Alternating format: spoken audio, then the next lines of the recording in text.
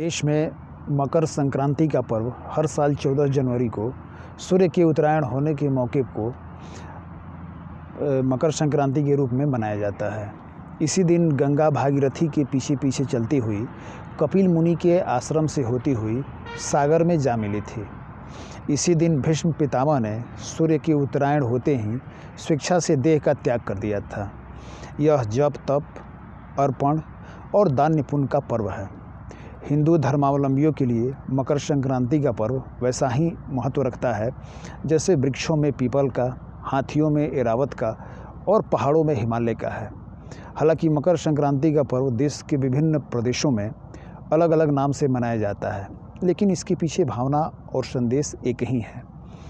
तिल और गुड़ के व्यंजन जहां हमें एक होने का संदेश देते हैं, तो वहीं नीले आकाश में शीतल वायु के संग उड़ती पतंगे मानवीय यथार्थ से हमें रूबरू करवाती हैं कि इंसान को शिखर पर पहुंचकर भी कभी अभिमान नहीं करना चाहिए।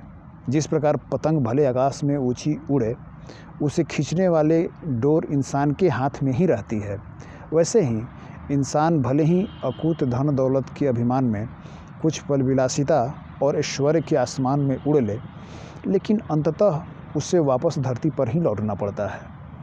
मकर संक्रांति का पर्व हमें याद दिलाता है कि पतंग हो या इंसान, दोनों का माटी में मिलना तय है।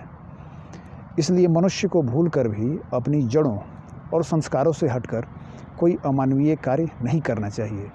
समरसता की धरातल पर पुष्पित पल्लवित प्रकाश प्रेरणा के इस पर्व में हमें एकात्मकता का संदेश लेना चाहिए या एकता का संदेश लेना चाहिए।